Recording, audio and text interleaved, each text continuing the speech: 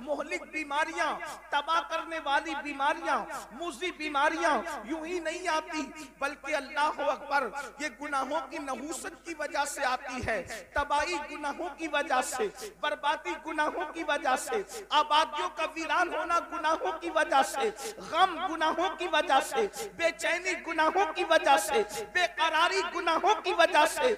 गुनाह इंसान को तबाह करते हैं, गुनाह इंसान को बर्बाद करते हैं, गुनाह इंसान का चैन छीनते हैं, गुनाह इंसान का सुकून छीनते हैं। अल्लाह अकबर, गुनाहों की वजह से इंसान तंगदस्ती का शिकार होता है। मगर आइए, गुनाह से इंसान को कैसे बचाया जाए, गुनाह से बचाने का नुस्खा क्या है? एक बात आपके सामने अर्ज करें, मेरी कौम के जवानों, हर इंसान गुनाह से बचना चाहता है, लेकिन गुनाह से बचाने का तरीका क्या है? एक खूबसूरत तरीका है। अल्लाह अकबर, जब दिल गुनाह करना चाहता है तो इंसान गुनाह करता है।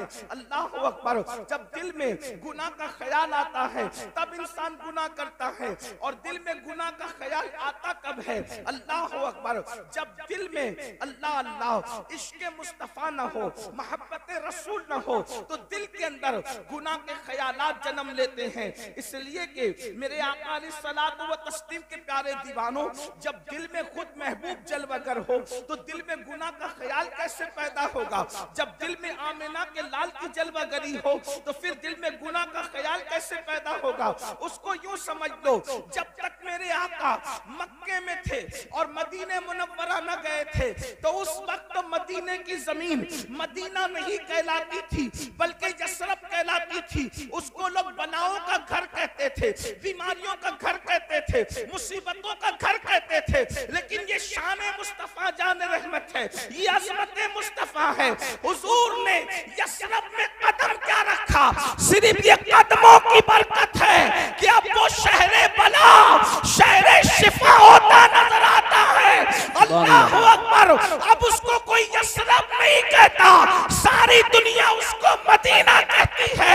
और लोग कहते हैं न हो आराम जिस बीमार को सारे जमाने से, न हो आराम जिस बीमार को सारे जमाने से उठा के लेके आए खाक उनके आस्ताने से।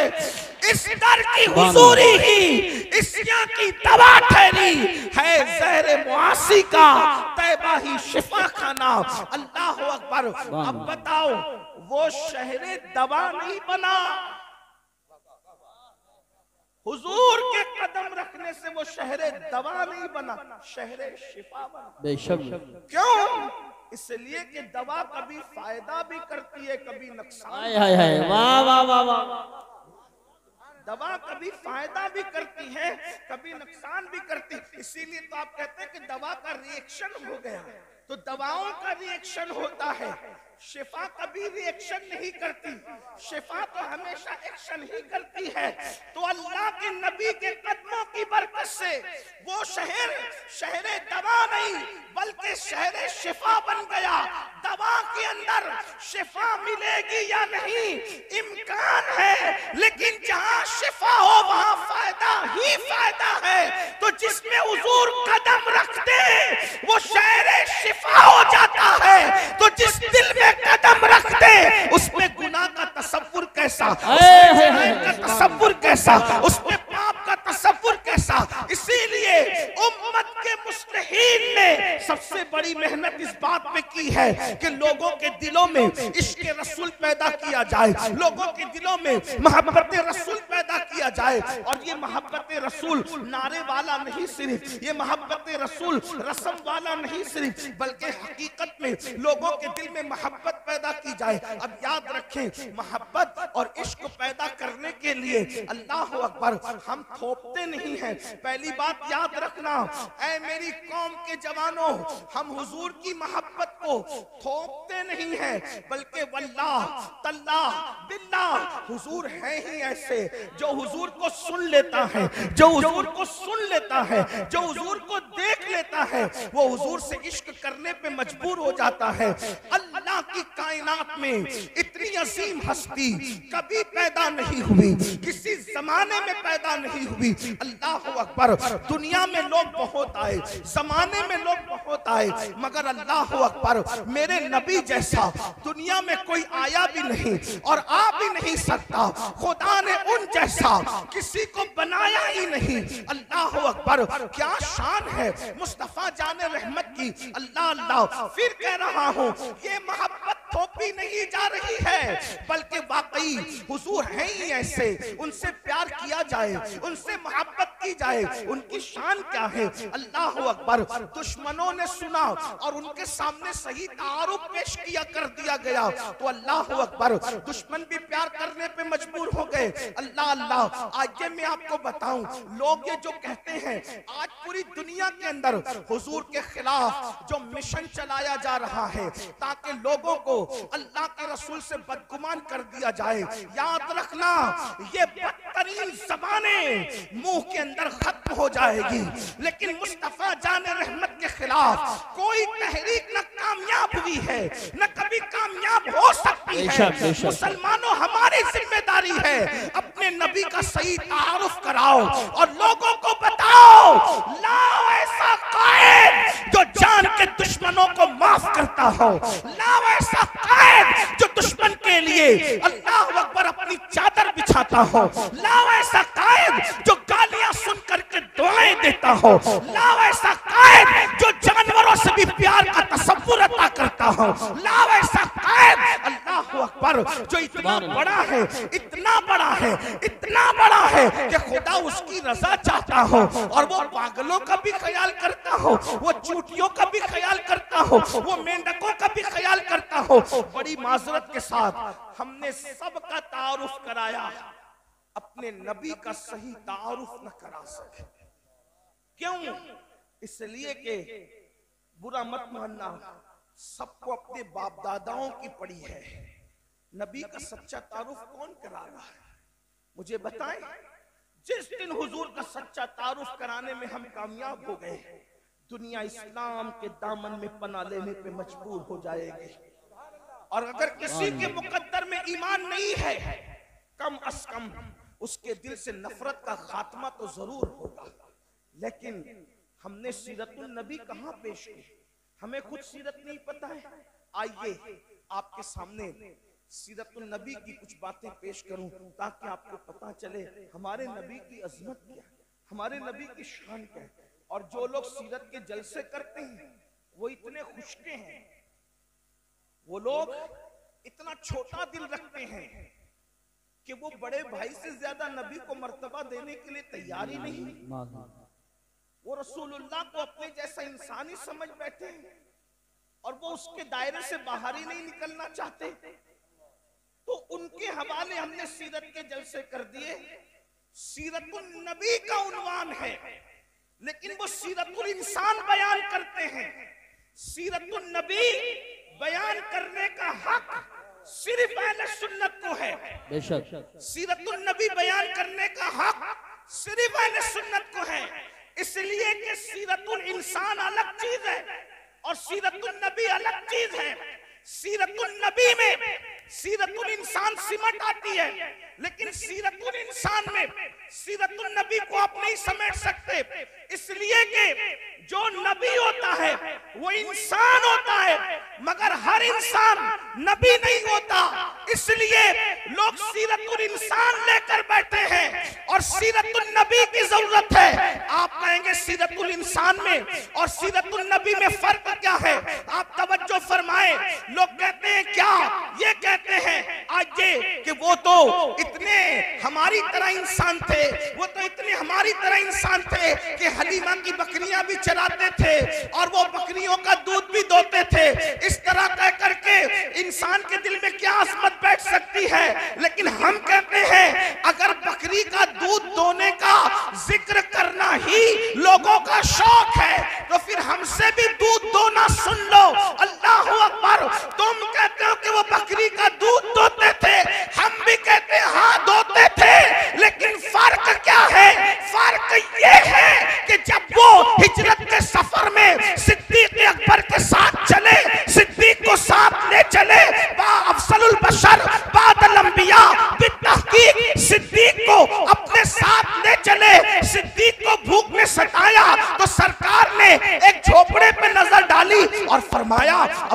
जाकर इस खातून से पूछो क्या ये हमारी मेजबानी कर सकती है, क्या ये हमें अपना मेहमान बना सकती है। अल्लाह अकबर। सिद्दीक अकबर उस बुढ़िया के झोपड़े के करीब गए और पूछा मेरे साहिब कहते हैं, ये नहीं कहा मेरे नबी कहते हैं, इसलिए कि मामला राज में रखना था। मेरे साहिब कहते हैं क्या तू हमारी मेजबानी कर सकती है, क्या तू हमारी मेहमानी कर सकती है। उस बुढ़िया ने कहा सारी बकरियां जंगल को गई हैं, मैं तुम्हारी क्या मेजबानी करूं। एक बीमार बकरी पड़ी हुई है और वो बांझ है और वो खड़ी नहीं हो सकती है, वो चलने के काबिल नहीं, वरना वो भी जंगल जाती, वो भी चरती। अल्लाह अकबर। आका ने फरमाया इससे कहो कि यही बकरी हमें दे दे, हम इससे दूध निकाल सकते हैं। सिद्दीक अकबर ने कहा मेरे साहिब कहते हैं ये बकरी हमें दे दे, हम इससे दूध निकाल सकते हैं। उसने हैरत से चेहरे देखे और कहा क्या तुम्हें इस बात का पता नहीं कि बांझ बकरियां दूध नहीं देती। अगर बांझ बकरियां सेहतमंद भी हो तो दूध नहीं देती, दूध देने के लिए बकरी औलाद वाली चाहिए, और फिर ये तो बीमार है, ये कैसे दूध दे सकती है। फिर इसरार हुआ। मेरे साहिब कहते हैं मगर हमें बकरी दे दो, हम दूध निकाल लेंगे। उसने चेहरा देखा तो बुढ़िया थी, बुढ़िया देहात में रहती थी। उसके दिल ने कहा ये कोई झूठे का चेहरा नहीं है, ये किसी सच्चे का चेहरा है। सिद्दीक अकबर से कहा उठा लो बकरी। आपने बकरी को उठाया, आका ने बिस्मिल्लाह पढ़ के हाथ फेरा, वो बैठी हुई पड़ी हुई बकरी उठ करके खड़ी हो गई। सिर्फ हाथ फेरने की वजह से उठ करके खड़ी हो गई। पानी का कटोरा लिया, थन पे मला पानी तो सीने में दूध आ गया। फरमाया बर्तन लाओ, उसके बाद दूध निचोड़ा तो दूध जारी हो गया। दूसरा बर्तन लाओ, दूसरा भी भरा, तीसरा बर्तन लाओ, तीसरा भी भरा, चौथा बर्तन लाओ, चौथा भी भरा। अल्लाह अकबर। उम्मे माबद हैरत से देखने लग गई, बांझ बकरी को दूध आ रहा है और इतना आ रहा है कि बर्तन के बर्तन भरे जा रहे हैं। आखिरकार बर्तन लाए गए, भर दिए गए, लाए गए, भर दिए गए। उम्मे माबद ने कहा अब मेरे घर में बर्तन नहीं है। नारे तकबीर, नारे रिसालत, नारे गौसियत, मशरके आला हजरत, फैज़ाने आला हजरत हज़रत अल्लामा सय्यद अमीनुल कादरी साहिब क़िबला, असमते मुस्तफ़ा कॉन्फ्रेंस, जश्न दस्तार बंदी। सुभान अल्लाह। बर्तन भर, जो पीना था पी लिया, जो पीना था पी लिया, और उसके बाद घर के बर्तन भर करके छोड़कर चले गए। क्या हुआ उसके बाद उम्मे माबद का शौहर आया और आने के बाद कहा घर में दूध कैसा, इतना सारा घर में दूध कैसा। तो उस वक्त उस खातून ने कहा कि मुझे नाम तो नहीं पता, लेकिन एक जवान और उसके साथ एक शख्स, दो लोग आए थे, और वो जो जवान था उसको मैंने पूछा नहीं कि उसका नाम क्या है, उसका खादिम था, उसका नाम भी मुझे नहीं पता, अलबत्ता उसका चेहरा देखा, उसने जो बर्तन भर दिए तो मैंने उसका नाम खुद रख लिया। उम्मे माबद कहती है उसका नाम मैंने नहीं पूछा, उसका नाम मैंने खुद रख लिया। का क्या नाम रख लिया? का मैंने उसका नाम रखा बरकत वाला, इसलिए कि वो जिधर जाता है बरकत हो जाती है। देखो वो मुसलमान नहीं हुई, लेकिन हुजूर को देख लिया तो हुजूर को किस नाम से पुकार रही है? बरकत वाला। वो बरकत वाला। अच्छा तू देखेगी तो पहचान लेगी।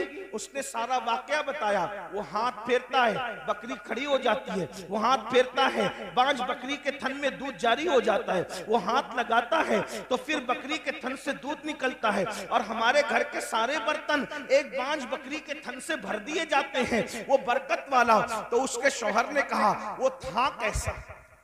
सुभान अल्लाह। तवज्जो, वो था कैसा? एक मर्तबा देखा उम्मे माबद ने उस बरकत वाले को और पूछा वो था कैसा? हाय हाय। अब अगर वो था कैसा अजमत मुस्तफा कॉन्फ्रेंस सुनने आए हो तो सुनियो जिंदा दिली के साथ, जरा अपने नबी का होलिया सुन लो। वो था कैसा?